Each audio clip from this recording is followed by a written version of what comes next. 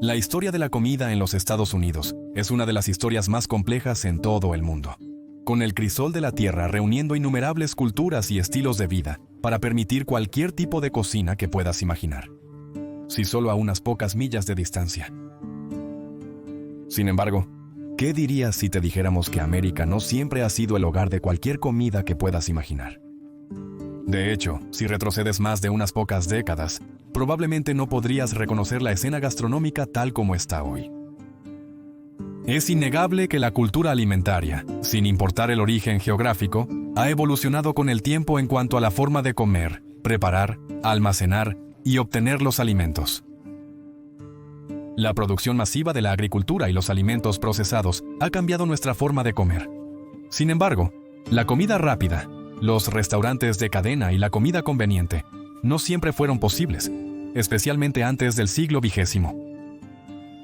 A pesar de las diferencias en apariencia, no elimina la belleza y el contexto oculto en cada plato disponible a lo largo de la historia. Para aprender más sobre la maravillosa comida vista en mesas y campamentos en abundancia en la América del siglo XIX, aquí están los tipos de alimentos populares del lejano oeste.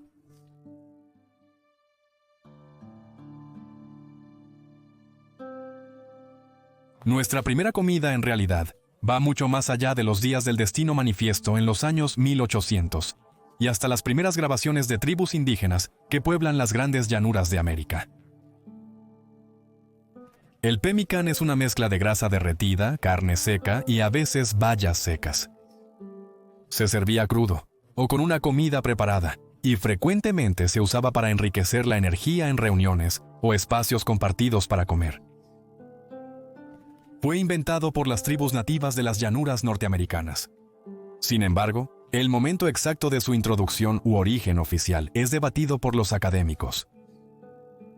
La mayoría de las recetas de pemmican usan carne de bisonte, alce, ciervo y variedades de alce. Sin embargo, este plato se enfocará desde la perspectiva de los cazadores de búfalos nativos americanos. Primero, aquellos encargados de matar al bisonte tenían una plétora de formas de acorralar y matar al animal. Estas tácticas variaban desde perseguir al búfalo americano hasta bancos de nieve donde sus patas cortas no podían manejar el terreno, o hasta cañones sin salida donde quedaban atrapados a quemarropa. Algunas tribus perseguirían manadas de búfalos por acantilados, mientras que otras esperarían a que cruzaran ríos o se bañaran en lagos donde era más difícil encontrar un retiro. Las cacerías comunales de bisontes, llamadas saltos de búfalo, usaban un método similar a una línea de montaje para descuartizar al animal. Primero quitarían la piel antes de eliminar el contenido del estómago. Este proceso tenía que suceder rápido, para que la carne no se echara a perder, pero también para enfriar el resto de la carcasa para que se dejara muy poca carne o recursos. Del bisonte, primero se extraían la lengua y varios órganos internos. No se desperdiciarían, sino que se llevarían al campamento para convertirlos en delicias. Con los huesos, los miembros del salto del búfalo los tomarían y aplastarían las piezas más grandes con martillos caseros, extrayendo la médula desde dentro. La médula ósea era un sabor preferido y muy nutritiva. Es lo que mantenía a los carniceros en un proceso tan prolongado. Después, el cuerpo era cortado en 11 piezas, principalmente para facilitar el transporte de la carne al campamento. La carne de búfalo americano es similar a la mayoría de las otras carnes para despiece. Está compuesta por un 70-75% de agua, por lo que necesitaba ser cortada y secada para aligerar la carga. Para secarse, la carne cortada se colocaría primero plana bajo el sol, antes de ser colgada sobre vigas de madera encima de un fuego y humo. Esto también sumaría conservación. La conservación era crucial en el pemmican, muy utilizado para el almacenamiento a largo plazo de alimentos por las tribus de las llanuras. Una vez que las losas de carne estuvieron bien secas, estaban listas para ser mezcladas. Primero, el preparador trituraría la carne en un polvo fino usando un martillo de piedra u otro objeto contundente resistente. Después, se añadiría grasa de búfalo o cualquier tipo de cebo a la carne molida, mezclando ambos hasta que estén totalmente integrados. La grasa de hueso también era esencial en algunos rituales de pemmican. Finalmente, algunas tribus preparaban su pemmican con bayas silvestres recolectadas de los alrededores. A las llanuras del norte les encantaba hacer pemmican con choquecherries secas y saskatoon. Otras tribus recolectaban frutas tradicionales como arándanos o moras azules. Sin embargo, ciertas culturas se abstuvieron de hacer pemmican con bayas u otros dulces fuera de las ceremonias, como las bodas. También era común encontrar pemmican mezclado con bergamota silvestre o menta seca. Tras preparar la mezcla final de pemmican, se almacenaba en grandes bolsas hechas de piel de búfalo. Eran lo suficientemente grandes como para contener más de 100 libras de pemmican de bisonte. No obstante, esto solo se notó tras la expansión del comercio equino en Norteamérica. Eran mucho más pequeños y ligeros cuando se dejaba solo al transporte humano. Se introdujo al resto del mundo principalmente a través del comercio de pieles canadiense. Después de breves registros de tales comidas de carne de bisonte compactada existían en los escritos de James Isham y Francisco Vázquez de Coronado. El auge del comercio de pieles en el siglo XIX vio a los viajeros atravesando las llanuras del norte en ráfagas cortas, generalmente durante los meses de primavera y verano, cuando el hielo se derretía de los ríos y las aguas eran libres para vagar. Por falta de tiempo, los comerciantes de pieles almacenaban y transportaban alimentos durante sus viajes. Aprendieron sobre el pemmican de las tribus locales de las llanuras, y para evitar vivir de la tierra durante las rápidas temporadas cálidas, llevaban suficientes conservas para todo el viaje.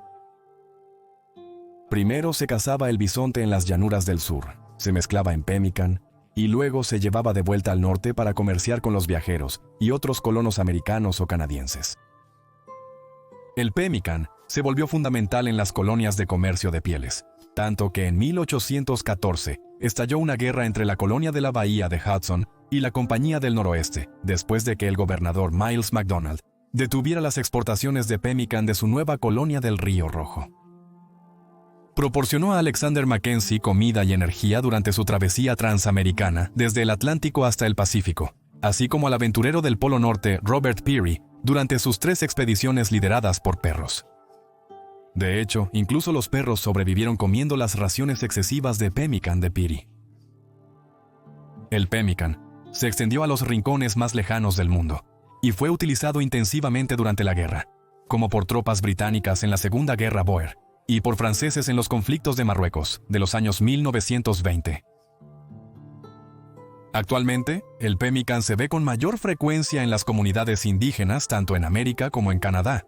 Se come como una delicadeza, una comida regular y para fines ceremoniales, tal como se preparaba durante su apogeo en las grandes llanuras del siglo XIX.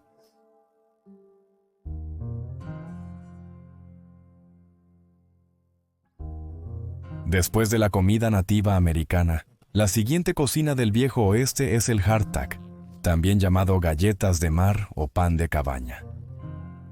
El hardtack era muy similar al pemmican en que es perfecto para viajes largos y almacenamiento a largo plazo, pero donde difiere es en su preparación increíblemente simplista y su sabor insípido, si se le puede llamar sabor para empezar.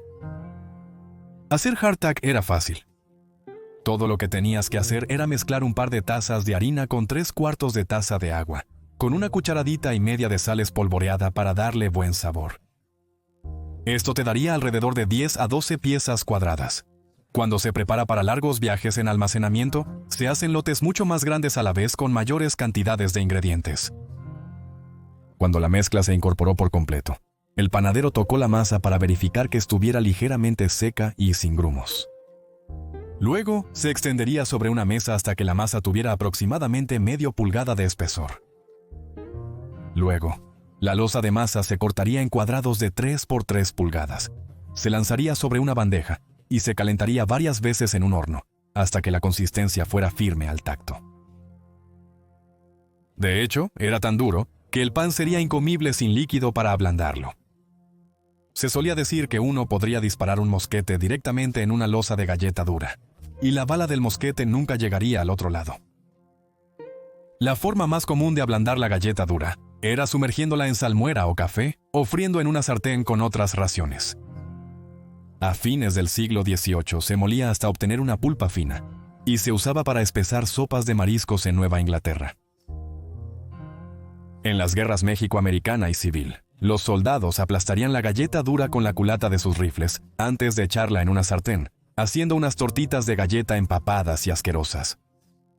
Otros lo dejarían asarse en la misma fogata. Los soldados afortunados convertían su galleta dura en postre. Si uno tenía la suerte de encontrar un poco de azúcar moreno o whisky, combinaban la galleta dura con cualquier elemento dulce disponible para convertirlo en un pudín, como lo llamaban. Sin embargo, la galleta dura no estaba destinada a ser disfrutada como una cocina fina o una galleta fácil de comer. Fue diseñada para durar mucho tiempo, siempre que se mantuviera seca. Si lo hacía, la galleta dura podía durar años, especialmente si se horneaba 4 o 5 veces, en vez de las 2 habituales. La galleta dura se preparaba 6 meses antes de usarse como ración básica en viajes con manejo inconsistente y cambios drásticos de temperatura, sobre todo con calor y humedad. Así, su dureza hizo de la galleta el alimento ideal para los viajes migratorios por el viejo oeste y toda la frontera americana. La gente en la costa este podía cocinar un lote masivo de galleta dura, que les duraría el viaje de varios meses a través del país. El Camino de Oregón era un sitio popular para hallar familias y expedicionarios provistos con galleta dura, así como grupos de mineros dispersos en el oeste. La fiebre del oro de California impulsó la popularidad de la galleta dura, ya que podía abastecer a los campamentos mineros por semanas, sin necesidad de cazar o recolectar alimentos en exceso. Uno de los casos más famosos de comercio generalizado de galleta dura ocurrió en 1801 cuando el empresario y panadero Josiah Bent inició un negocio en Milton, Massachusetts, donde se hizo famoso por sus galletas de agua. Estas galletas de agua se vendieron a un precio premium a los mencionados buscadores de oro y caravanas que se dirigían al oeste, y Josiah hizo una fortuna solo con harina, agua y sal, formando eventualmente la compañía G. Bent más adelante. La compañía G. H. Bent se hizo famosa por sus auténticas galletas de galleta dura, similares a las que comían los soldados durante la Guerra Civil. La Guerra Civil es el periodo que la mayoría asocia con las galletas duras y las galletas de agua. Por supuesto, a los soldados les disgustaba la idea de comer bloques incomibles de masa dura como una roca, y su desagrado se convirtió en algunas canciones de la época de la Guerra Civil, como la parodia de Hard Times Come Again No More, de Stephen Foster, cantada como Hardtack Come Again No More. Muchos desconocen que el hardtack de la Guerra Civil no se hizo todo durante la guerra. De hecho, una buena parte del hardtack de la Guerra Civil fue sobras de la Guerra México-estadounidense, que terminó en 1848, unos 13 años antes de que la Unión luchara contra la Confederación. Como resultado, mucho del hardtack al que se sometieron los soldados sufrientes estaba infestado de gusanos, especialmente si el hardtack en cuestión se había almacenado incorrectamente. Para evitar comer los gusanos u otros parásitos dañinos, los soldados dejaban caer su hardtack en su café de la mañana, observaban cómo las larvas del gorgojo flotaban hasta la parte superior de la taza, luego limpiaban los gusanos para poder comer y beber el resto de la mezcla sin parásitos. A pesar de su popularidad en la América del siglo XIX, el hardtack no fue una invención de los años 1800. Sus orígenes se pueden rastrear hasta los primeros cereales procesados y la creación de harina a partir de trigo, cebada y otros granos. Se cree que las primeras versiones de hardtack son los pasteles dura, hechos por los marineros egipcios, galleta de muselina, hecha con harina de frijol, centeno y cebada, registrada por el rey Ricardo I, durante la Tercera Cruzada en 1189, y las raciones de pan proporcionadas a los barcos de la Marina Real desde 1588, que permitían a los marineros una libra de hardtack y un galón de cerveza de bajo contenido alcohólico. A pesar del paso del tiempo, la sencilla receta del hardtack se ha mantenido sin cambios.